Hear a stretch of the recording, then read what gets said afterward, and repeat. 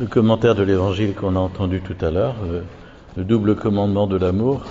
Et dans ce chapitre, donc, on va essayer de voir comment Thérèse de l'Enfant Jésus a vécu la charité, mais aussi vraiment a fait de cette réalité tout faire par amour une attitude spirituelle, une attitude intérieure essentielle. Elle résume bien la spiritualité de Thérèse, si loin d'une spiritualité janséniste de la peur de Dieu. Thérèse sanctifie la vie en aimant. Le temps lui est donné pour aimer. Elle a la vive conscience qu'il n'y a jamais de temps mort lorsqu'on aime. L'amour de Jésus donne une densité à la moindre de ses actions. Vous connaissez cette réflexion célèbre qu'elle fait à sa sœur Léonie. Ramasser une épingle par amour peut convertir une âme. Quel mystère! C'est Jésus qui peut seul donner un tel prix à nos actions. Aimons-le donc de toutes nos forces. Donc si vous regardez les têtes de sous-chapitres, vous avez aimé en ne regardant que Jésus. Ensuite, on aura une réflexion sur la charité fraternelle. Puis, on prendra deux exemples concrets dans la vie de Thérèse, avant de terminer par une réflexion plus générale sur les petits riens du quotidien. Aimer en ne regardant que Jésus, pour Thérèse, une œuvre est bonne ou nécessaire seulement lorsqu'elle manifeste l'amour de Dieu en soi dans l'instant présent. Dans l'instant présent, rien que pour aujourd'hui. C'est l'amour qui inspire les actions, qui fait les actes. C'est l'amour qui incite à tout faire par amour. J'ai compris que sans l'amour, toutes les œuvres ne sont que néant, même les plus éclatantes, comme de ressusciter les morts ou de convertir les peuples. Cette expérience libératrice et joyeuse de l'amour l'amène, non sans tension de la part de quelques religieuses, à prendre position sur plusieurs pratiques, par exemple s'offrir à l'amour miséricordieux au lieu de s'offrir à la justice, mettre l'accent sur une éthique du pur amour et non sur la purification par les œuvres, aller à Dieu par une petite voie de confiance au lieu de marcher dans la crainte, miser sur sa petitesse dans une ascèse librement acceptée au lieu de prouver son amour par de grandes mortifications, consentir à sa nuit pour y débusquer l'espérance, ne pas chercher sa gloire dans le fait de donner, mais tout recevoir comme venant de Dieu. Il y a déjà des attitudes ici qu'on avait approfondies dans des chapitres précédents. Dans sa conversion de Noël 1886, à 13 ans, elle a acquis la conviction que Dieu peut tout changer en un instant d'amour, même le cœur d'un criminel comme Pranzini. Elle écrit à Céline « Il me semble que le bon Dieu n'a pas besoin d'années pour faire son œuvre d'amour dans une âme. Un rayon de son cœur peut en un instant faire épanouir sa fleur pour l'éternité. » Cette œuvre d'amour est le seul langage que tous peuvent comprendre parce que l'amour change le mal en bien. Thérèse fait sienne cette phrase de Jean de la Croix. Depuis que j'en ai l'expérience, l'amour est si puissant en œuvre qu'il sait tirer profit de tout, du bien et du mal qu'il trouve en moi et transformer mon âme en soi. Alors, je vous ai mis cette phrase en caractère gras parce qu'elle mérite méditation. L'amour est si puissant en œuvre qu'il sait tirer profit de tout, du bien et du mal qu'il trouve en moi, et transformer mon âme en soi. Saint Jean de la Croix. Avec Jean de la Croix, Thérèse nous rappelle que la plus petite œuvre cachée faite par amour a plus de valeur qu'une œuvre éclatante connue de tous. C'est l'amour qu'on y met qui fait les grandes œuvres. Dieu ne regarde que l'amour. Aussi, une vie peut être brève et plus remplie qu'une longue vie. Il ne faut pas se fier à l'apparence, au paraître, mais à l'être. On voit combien c'est essentiel par rapport à, tout ce qu'on entend aujourd'hui quand il y a une mort prématurée, n'est-ce pas? On est complètement décontenancé dans l'échelle de valeur parce que précisément, on ne voit pas comment ce qui fait la densité d'une vie, c'est l'amour et non pas la longueur des années. Pour tout faire par amour, la carmélite s'aime elle-même d'abord de l'amour même de Jésus. Lorsque, en 1895, elle commence le récit des miséricordes du Seigneur dans sa vie, elle se regarde comme Jésus la regarde, avec amour. Elle prend sa joie en lui. À 5 ans, alors qu'un soir elle admirait le soleil se baigner dans la mer à Trouville, elle avait fait cette promesse: près de Pauline, je pris la résolution de ne jamais éloigner mon âme du regard de Jésus. Sa vie devient un témoignage de l'action de Dieu en elle, qui renvoie à l'amour consumant de Jésus. Ses défauts et ses qualités, ses joies et ses peines, elle les donne à Jésus en ne regardant que lui seul. Elle écrit à Céline: comme c'est facile de plaire à Jésus, de ravir son cœur, il n'y a qu'à l'aimer sans se regarder soi-même, sans trop examiner ses défauts. Elle n'a pas de mérite à faire cela puisqu'elle reçoit tout de Dieu. Si elle se rappelle ses fautes, c'est le souvenir de la miséricorde divine qui monte en son cœur, comme elle l'écrit à l'abbé Bellière en 1897.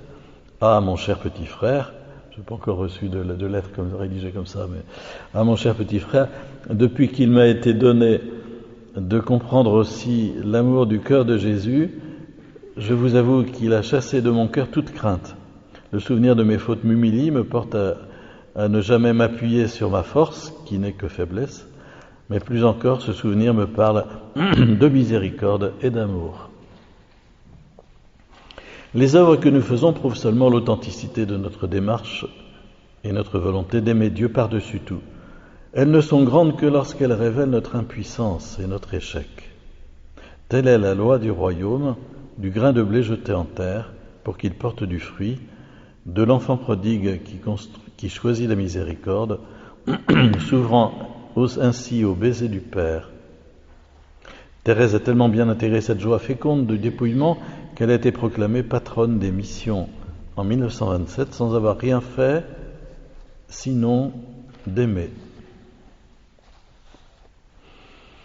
Deuxièmement, la charité fraternelle, pour tout faire par amour, c'est surtout aimer ceux et celles qui nous entourent. Thérèse est assez lucide sur elle-même pour comprendre que son amour de Dieu ne doit pas seulement se traduire par des paroles. La pureté de l'amour exige ce test de la charité fraternelle.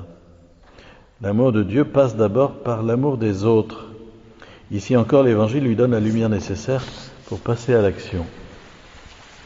Je m'appliquais surtout à aimer Dieu, et c'est en l'aimant que j'ai compris qu'il ne fallait pas que mon amour se traduise seulement par des paroles, car ce ne sont pas ceux qui disent « Seigneur, Seigneur » qui entreront dans le royaume des cieux, mais ceux qui font la volonté de Dieu.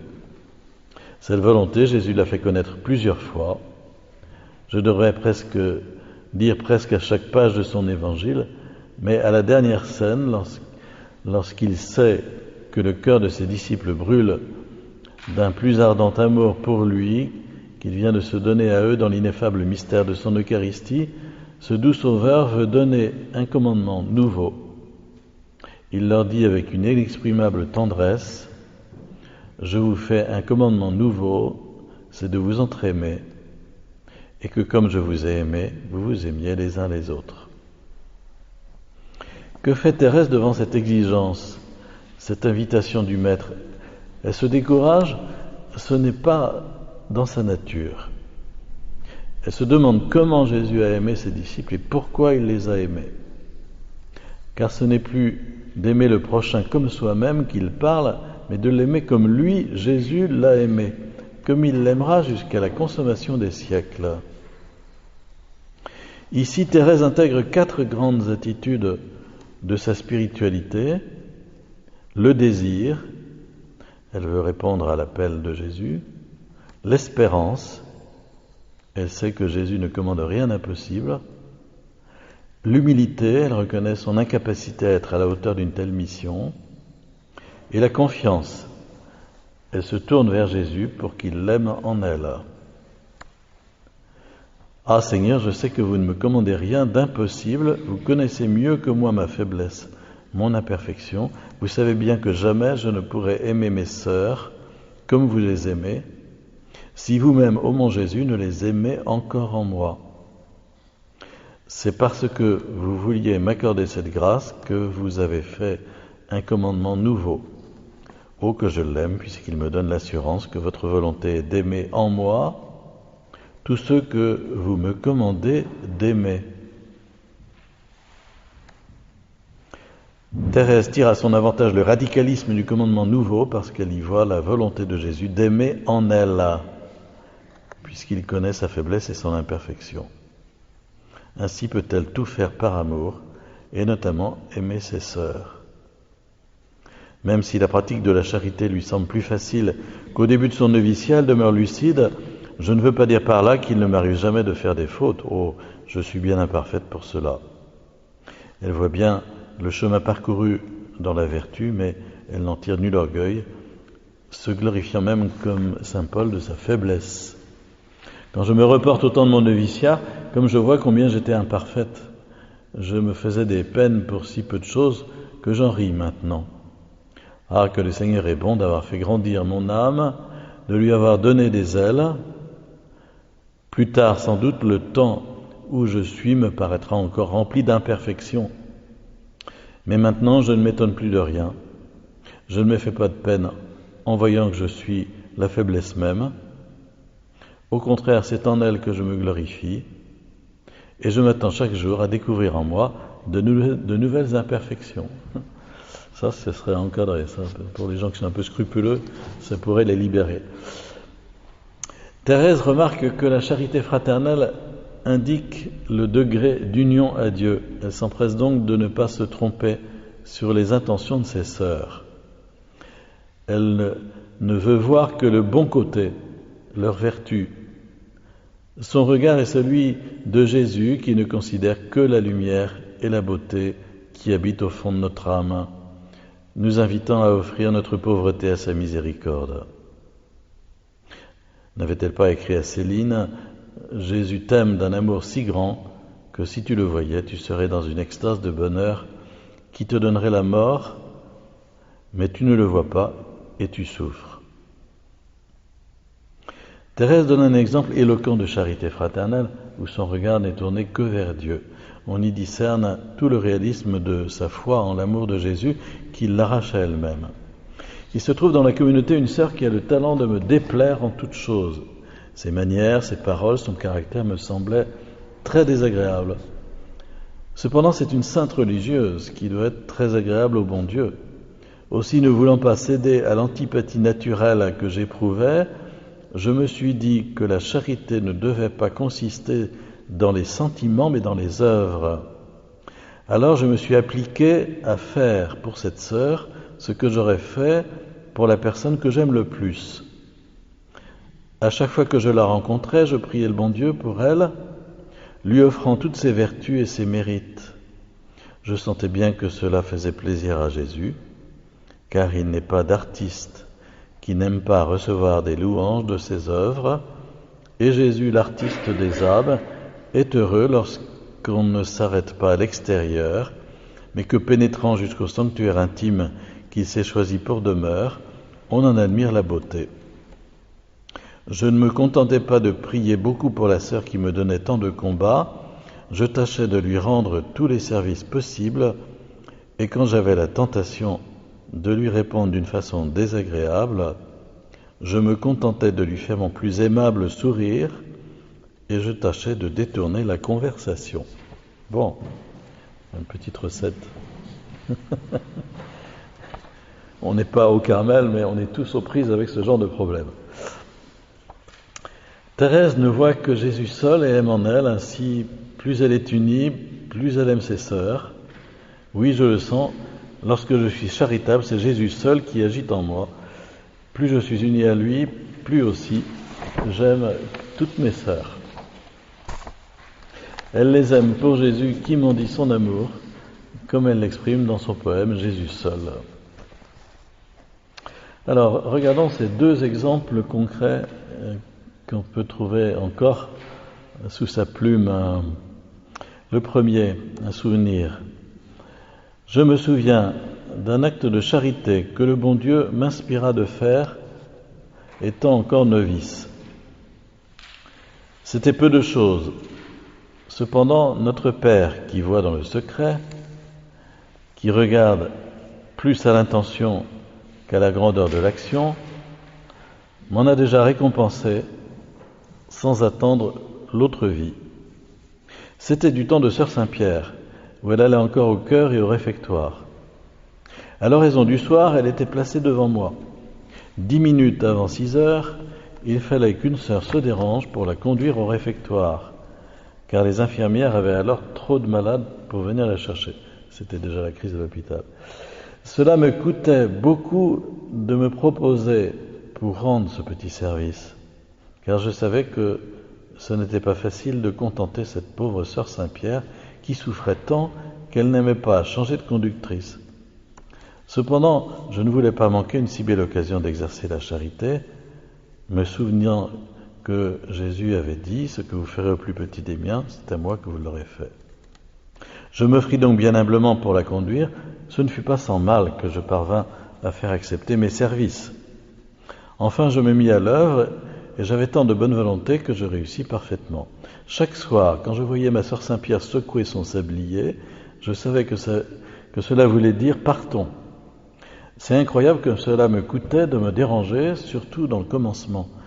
Je le faisais pourtant immédiatement, et puis toute une cérémonie commençait.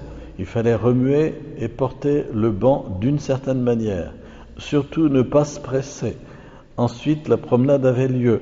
Il s'agissait de suivre la pauvre infirme en la soutenant par la ceinture, ce que je faisais avec le plus de douceur qu'il m'était possible. Et si par malheur elle faisait un faux pas, aussitôt il lui semblait que je la tenais mal, qu'elle allait tomber. Ah mon Dieu, vous allez trop vite, je vais me briser. Si j'essayais d'aller encore plus doucement, mais suivez-moi donc, je ne sens pas votre main, vous m'avez lâché, je vais tomber. Ah, j'avais bien dit que vous étiez trop jeune pour me conduire. Enfin, nous arrivions sans accident au réfectoire. Là survenaient d'autres difficultés. Il s'agissait de faire asseoir Sœur Saint-Pierre et d'agir adroitement pour ne pas la blesser. Ensuite, il fallait relever ses manches, et encore d'une certaine manière. Puis, j'étais libre de m'en aller. Avec ses pauvres mains estropiées, elle arrangeait son pain dans son godet, comme elle pouvait. Je m'en aperçus bientôt, et chaque soir, je ne la quittais qu'après lui avoir encore rendu ce petit service. Comme elle ne me l'avait pas demandé, elle fut très touchée de mon attention, et ce fut par ce moyen que je n'avais pas cherché exprès, que je gagnai tout à fait ses bonnes grâces, et surtout je l'ai su plus tard, parce qu'après avoir coupé son pain, je lui faisais, avant de m'en aller, mon plus beau sourire. Cet exemple nous révèle son âme énergique et volontaire, à milieu de l'image doucereuse Saint-Sulpicienne qu'on a voulu faire d'elle. N'est-ce pas ce qui plaisait à l'abbé Bellière? J'ai senti que vous deviez avoir une âme énergique, et c'est pour cela que je fus heureux de devenir votre sœur. Voici un autre exemple d'une Thérèse très humaine et attentive à vouloir faire plaisir. C'était pendant la récréation, la portière sonne 2 coups. Il fallait ouvrir la grande porte des ouvriers pour faire entrer des arbres destinés à la crèche. La récréation n'était pas gaie car vous n'étiez pas là, ma mère chérie. Aussi je pensais que si l'on m'envoyait servir de tierce, je serais bien contente. Justement, Mère Souprière me dit d'aller en servir, ou bien la sœur qui se trouvait à côté de moi. Aussitôt, je commence à défaire notre tablier, mais assez doucement pour que ma compagne ait quitté le sien avant moi, car je pensais lui faire plaisir en la laissant être tierce. La sœur qui remplaçait la dépositaire nous regardait en riant, et voyant que je m'étais levé la dernière, elle me dit « Ah, j'avais bien pensé que ce n'était pas vous qui alliez gagner une perle à votre couronne, vous alliez trop lentement. » Bien certainement, toute la communauté crut que j'avais agi par nature et que je ne saurais dire combien une aussi petite chose me fit du bien à l'âme et me rendit indulgente pour les faiblesses des autres Cela m'empêche aussi d'avoir de la vanité lorsque je suis jugé favorablement, car je me dis ceci, puisqu'on prend mes petits actes de vertu pour des imperfections, on peut aussi bien se tromper en prenant pour vertu ce qui n'est qu'imperfection. C'est QFD. Et terminons avec une petite réflexion sur les petits riens du quotidien. Ces exemples montrent combien Thérèse fait tout par amour avec Jésus, dans le concret du quotidien et non dans la fuite de ses responsabilités. Très important.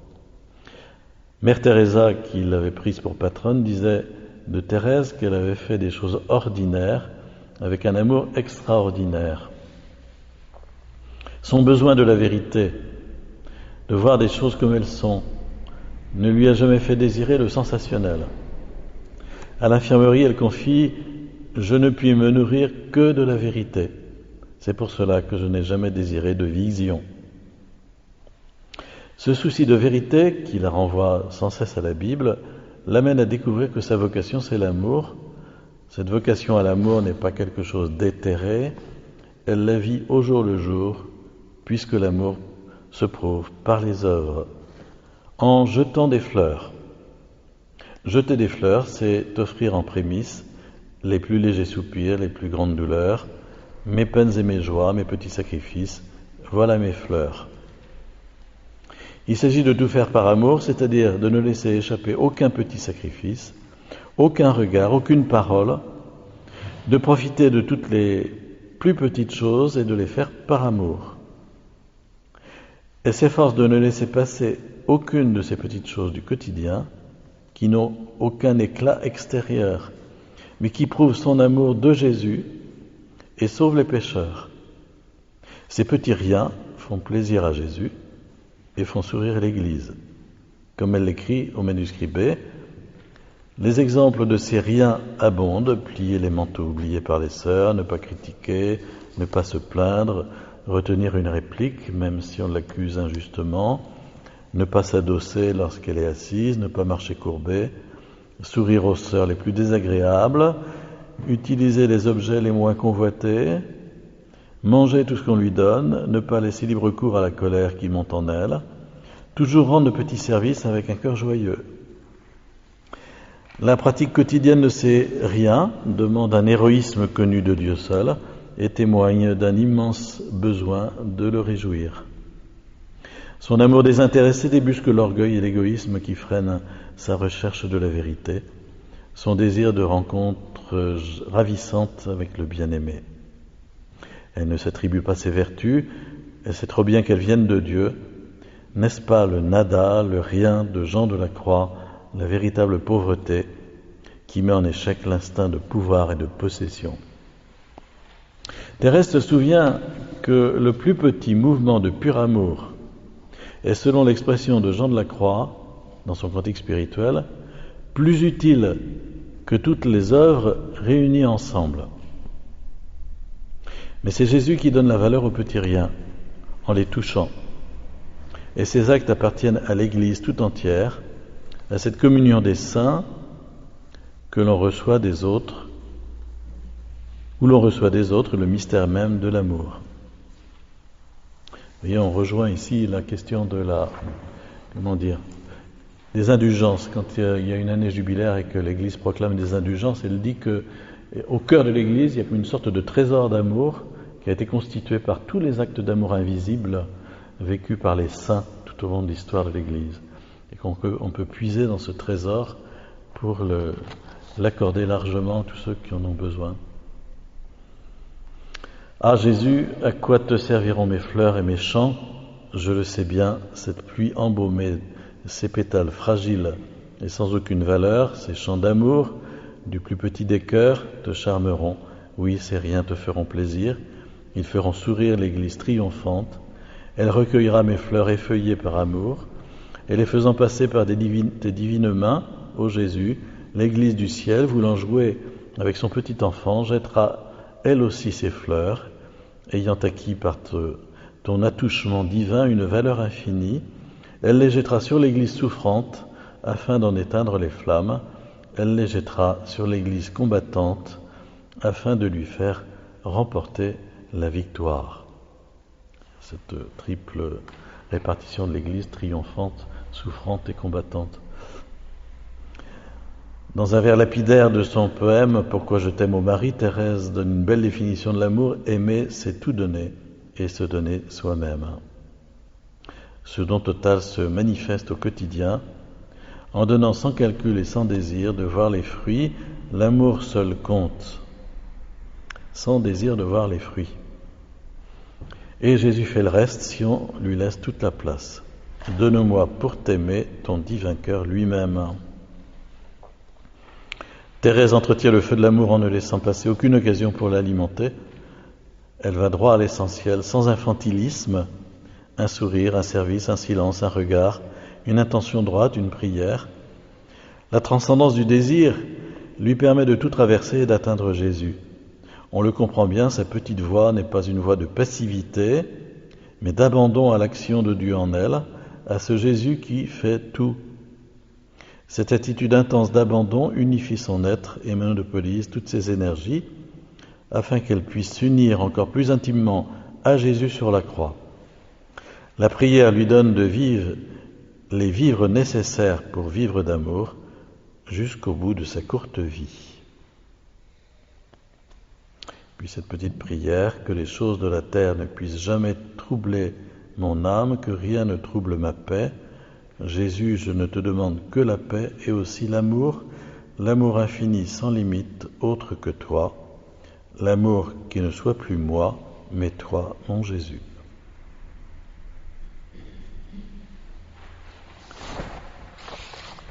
Voilà, on comprend comment le pape Jean-Paul II a pu proclamer Thérèse de l'Enfant Jésus, docteur de l'Église.